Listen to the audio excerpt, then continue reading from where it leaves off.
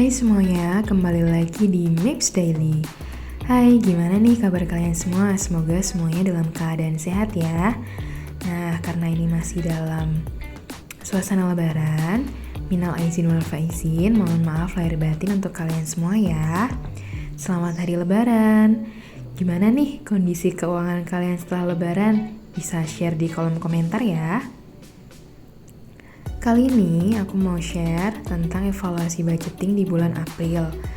Itu ada sisa budget sebanyak 86.000. Nah, ini aku langsung masukkan ke dalam saving challenge aku atau sinking fund sesuai dengan nominal yang ada. Untuk kali ini sisanya memang tidak terlalu banyak. Jadi bisa kita split dengan uang yang kecil juga karena hanya 86.000 teman-teman. Tapi puji Tuhan, untuk budgeting bulan April ini masih ada sisa. Karena ini momen lebaran, pasti pengeluarannya juga bertambah. Kemudian untuk budgeting di bulan April ini memang ngepres banget gitu, tapi nggak apa-apa ya, yang penting kita berusaha dengan adanya sinking fund ini, setidaknya kita bisa mengisi poin untuk saving challenge. Kalau kalian gimana nih untuk evaluasi budgeting di bulan April, apakah plus atau minus? Bisa share di kolom komentar ya. Jadi momen lebaran ini untuk aku menjadi evaluasi tersendiri karena kita bisa tahu pengeluaran lebaran itu berapa. Kemudian nanti kita bisa anggarkan di tahun depan, kita bisa mulai nabung dari sekarang nih gitu. Jadi kita bisa evaluasi lagi. Nah, untuk momen lebaran kali ini, puji Tuhannya anakku dapat amplop lebaran.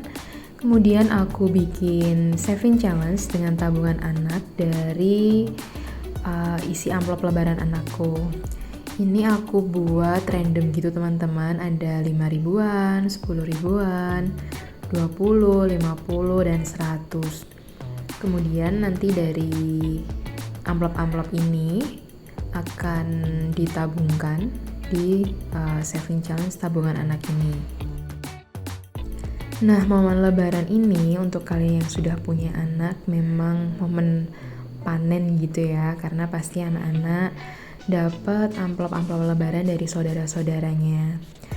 Nah, ini bisa jadi momen kita untuk orang tua untuk menabung. Jadi kita bikin sinking fund untuk tabungan anak, nanti bisa dipakai untuk kebutuhan anak, misalnya mau tambahkan di dana pendidikan boleh, atau di vaksinasi atau kebutuhan anak lainnya itu boleh juga. Lumayan karena ini bisa jadi tabungan untuk anak-anak ke depannya. Nah, untuk tabungan anak ini udah aku isi sebesar Rp600.000. Jadi puji Tuhan banget bisa nabung dan membuat sinking fund baru untuk tabungan anak di bulan Mei ini. Kalau kalian setelah lebaran udah buat sinking fund baru belum ya? Nah, untuk selanjutnya aku ada pendapatan lain-lain yang memang tidak tentu nominalnya dan tidak terlalu banyak juga. Jadi aku buat di saving challenge juga untuk holiday rencananya. Kemudian aku isi random dengan bulatan 50, 2000, 5000-an, 10.000-an, kemudian 100, nanti kita isi. Dan besok kalau misalnya pendapatan lain-lain ini ada lagi, kita masukkan di sini untuk tabungan holiday. Jadi untuk bulan ini aku punya 2 tabungan sinking fund baru, yaitu untuk holiday dan tabungan anak.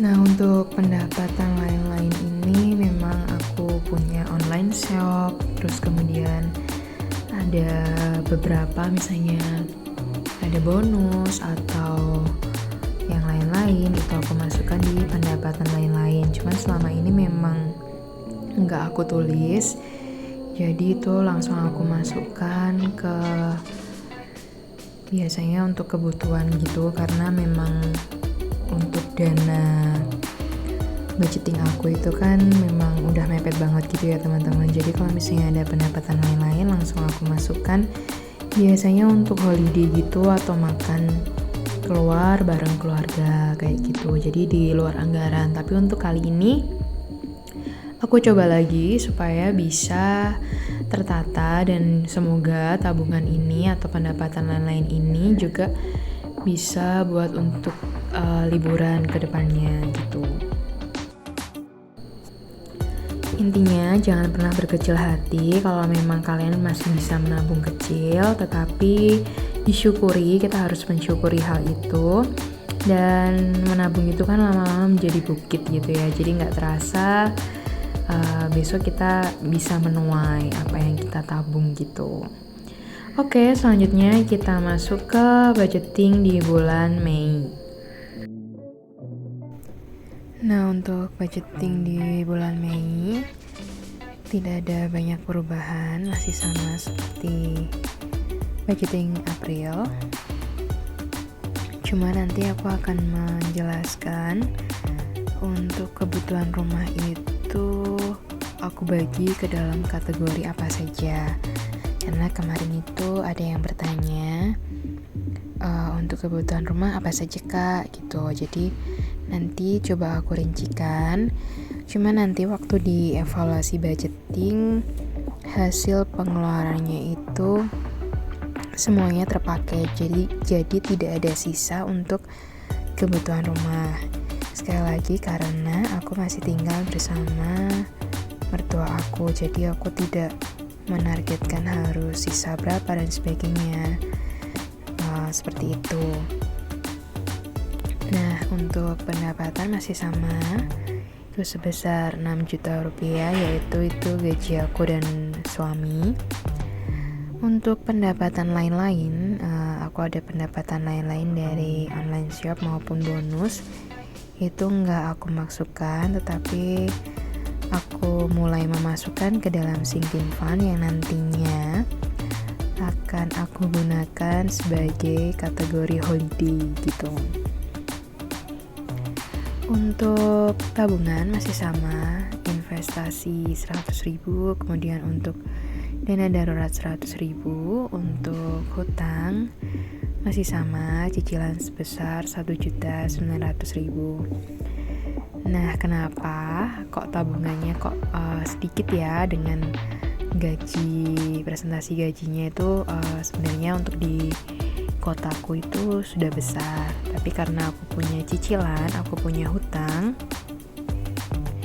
jadi aku belum bisa menabung banyak. Nah, untuk bisa menabung banyak, inisiatifnya aku bisa ambil dari sinking fund, dari sisa belanja atau sisa anggaran yang memang ada sisa gitu teman-teman, aku masukkan ke dalam sinking fund.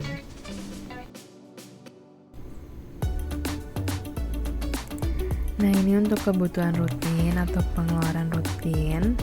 Itu untuk suami itu sebesar 900.000 rupiah. Sebelumnya itu 1 juta ya teman-teman, tapi karena ada pengeluaran lainnya yang memang naik, jadi untuk uang suami menjadi 900.000 rupiah. Kemudian untuk rumah itu sebesar 1.200.000 dengan rincian belanja bulanan itu 200.000, belanja mingguan itu 600.000.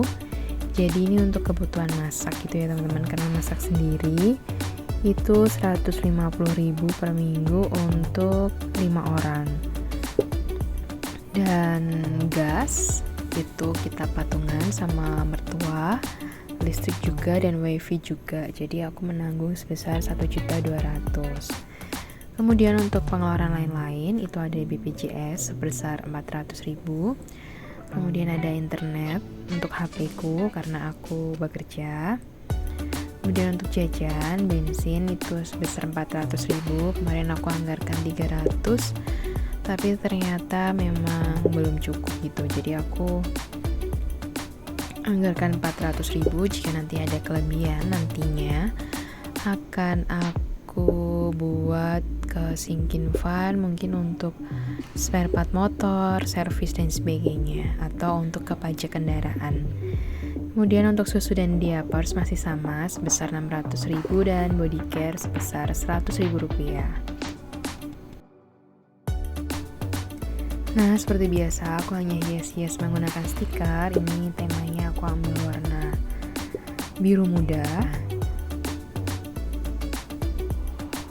Dan bisa kalian lihat ini sangat simpel sekali gitu ya teman-teman. Tapi catatan ini sangat berguna buat aku. Nah, kalau dari aku untuk anggaran setelah lebaran itu masih sama ya teman-teman. Kalau dari kalian apakah ada yang berubah atau bertambah atau pendapatannya naik? Semoga sih semuanya rezekinya lancar selalu. Kemudian pendapatannya juga bisa naik, bonusnya banyak, jadi bisa menabung banyak dan bisa menyelesaikan wishlist yang kalian pingin. Amin. Nah, selanjutnya kita masuk ke cash stuffing. Untuk dana darurat itu sebesar 100.000 dan ini udah memasuki bulan kelima. Jadi aku sudah mengumpulkan sebesar 500.000. Dan ini menurutku adalah perkembangan yang sangat baik untuk aku yang baru belajar budgeting. Aku bisa menyisihkan untuk dana darurat sebesar 500.000 rupiah. Walaupun ini gak banyak, tetapi aku akan mencoba menyelesaikan resolusiku di tahun 2023 ini. Nah, untuk selanjutnya aku kemarin beli dompet kecil gitu teman-teman.